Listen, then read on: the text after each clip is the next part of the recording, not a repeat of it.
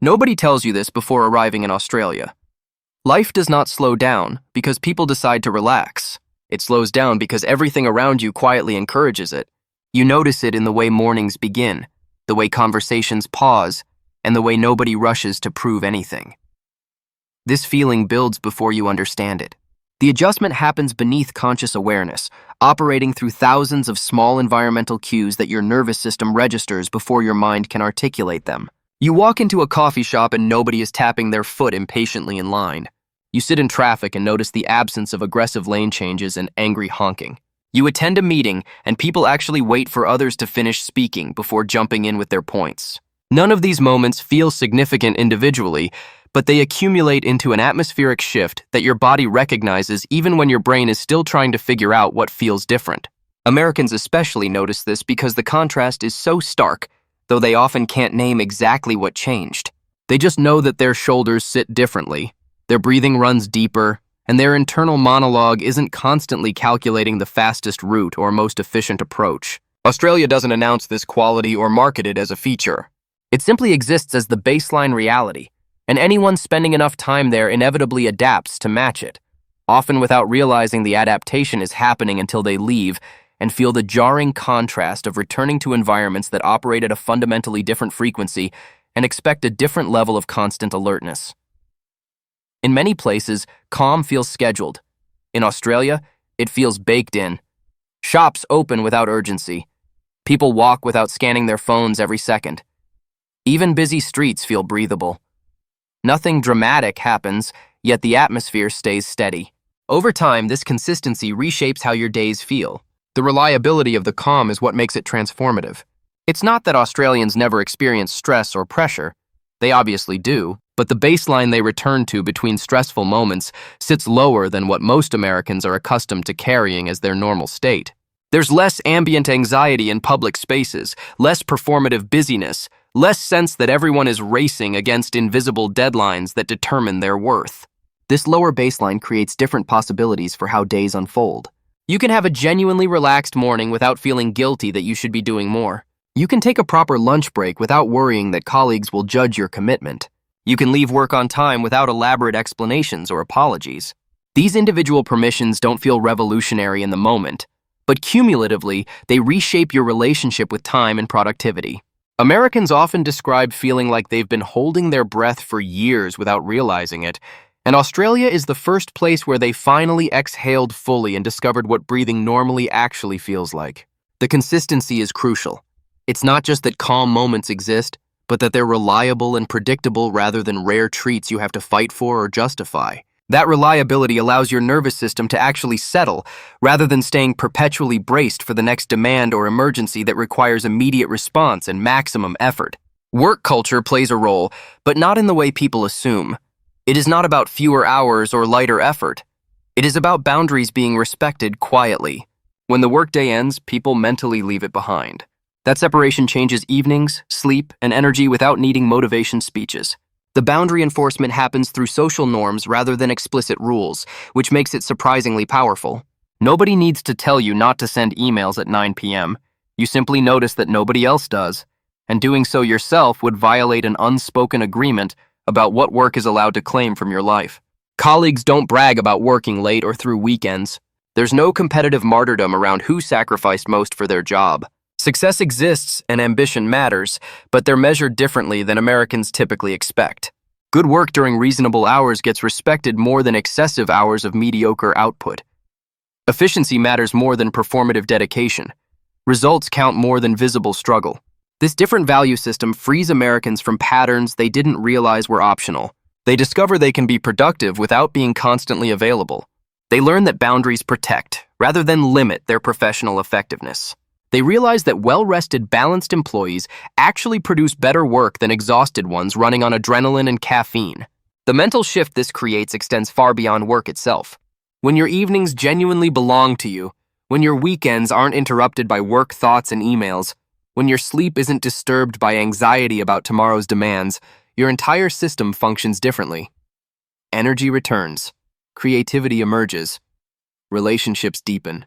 Life starts feeling like something you're living, rather than something you're just managing to survive through while waiting for some future moment when you'll finally be able to relax and enjoy it properly. Public spaces reinforce this rhythm. Parks stay full even on normal weekdays. Cafes feel unhurried even during peak hours. Nobody pressures you to move faster. Over weeks, your body adjusts. Your pace changes before your mindset does. The physical environment shapes behavior in ways that bypass conscious decision-making. When you're surrounded by people moving at a certain pace, your own pace naturally adjusts to match without you actively choosing it.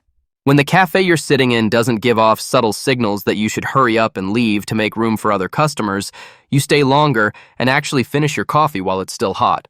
When parks are designed for lingering rather than just passing through, you find yourself spending more time in them without planning to. Americans notice their walking speed decreases within weeks of arriving. They stop checking their phones compulsively because nobody around them is doing it constantly. They discover they can sit on a bench for 20 minutes without feeling like they're wasting time that should be spent on something productive.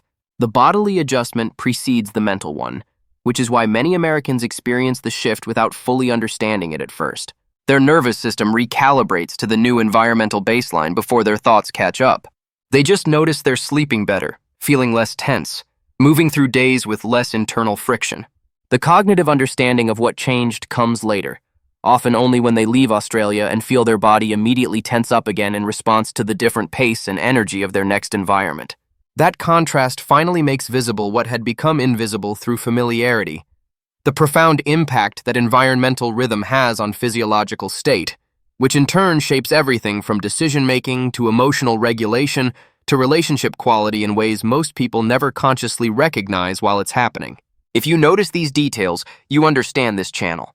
Subscribe here for grounded lifestyle insights without exaggeration or negativity. New perspectives drop regularly. We focus on the subtle patterns that shape daily experience, but rarely get discussed because they're not dramatic enough for typical content formats.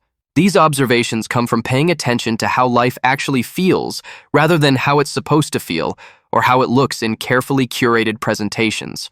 We're interested in the gap between surface appearances and lived reality, between what people say about places and what they actually experience after living there long enough for the novelty to fade and real patterns to emerge. This approach doesn't chase viral moments or controversial takes. It simply tries to articulate the textures of daily life that matter most, but get overlooked in favor of more obvious comparisons and rankings. Your subscription helps this kind of thoughtful, patient content reach people who value depth over drama, nuance over noise, and honest observation over performative outrage or forced positivity. We're building a community of people who understand that the most meaningful differences between places often show up in the smallest moments, the ones that barely seem worth mentioning individually, but accumulate into fundamentally different ways of moving through the world. If that resonates with you, if you're tired of content that oversimplifies or sensationalizes cultural differences, subscribe and join us for weekly explorations of how environment, culture, and daily rhythm interact to shape human experience in ways both subtle and profound. Social interactions follow the same pattern. Conversations breathe. Silence does not feel awkward. People listen fully before replying. This changes how connected moments feel, even with strangers. Calm becomes contagious without effort. The conversational rhythm in Australia operates at a different tempo than what most Americans are accustomed to experiencing in their daily interactions. There's less interruption, less urgency to fill every pause, less performance pressure to be constantly interesting or entertaining. People ask questions and actually wait to hear the full answer before formulating their response. Silence between thoughts isn't treated as dead air that needs immediate filling. It's simply the natural pause that allows ideas to complete and new ones to emerge. This changes the quality of connection in ways that surprise Americans who initially interpret the pace as lack of engagement or enthusiasm. They're used to rapid-fire exchanges where energy and quick wit signal interest and intelligence. Australian conversations can feel slower, less obviously dynamic, almost understated by comparison. But over time, many Americans realize these interactions actually go deeper precisely because they're not rushed. There's space to think, to feel, to notice what's actually being said rather than just waiting for your turn to speak. The calm becomes self-reinforcing. When you're in conversation with someone who's genuinely listening rather than just pausing before their next point, you naturally slow down and listen more carefully too. This creates a feedback loop where interactions become progressively more grounded and present. Even brief exchanges with baristas or checkout clerks carry a different quality, less transactional, more human, brief without being rushed. Americans often describe feeling more seen in these small moments than they do in much longer interactions back home. And that feeling of being genuinely present with other humans, rather than just efficiently processing social obligations, gradually reshapes how they approach all their relationships. Australia does not advertise calm, it demonstrates it daily. That difference explains why people describe life here with a tone rather than a sentence. If this perspective resonated, like the video and share your own observation in the comments. The next video explores how daily rhythm shapes mindset more than location ever does. The Australian approach to life isn't theoretical or aspirational.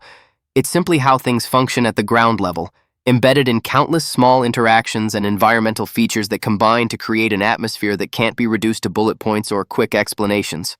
People struggle to articulate what's different about Australia because the difference isn't in any single dramatic element, but in the cumulative effect of thousands of subtle variations from what they're used to experiencing.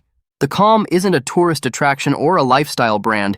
It's just the baseline reality of how public spaces work, how social norms operate, how time gets treated, and how daily life unfolds when a culture genuinely values balance and sustainability over constant intensity and optimization. Americans who spend significant time in Australia often find themselves changed by this exposure in ways they can't fully explain even to themselves. They just know that life felt different there, that their nervous system operated at a different frequency, and that returning to their original environment feels jarring in ways that reveal how much they adapted without realizing it. Understanding this phenomenon matters because it illuminates something important about human experience. We're profoundly shaped by the environments we inhabit, by the pace and rhythm and social norms that surround us daily.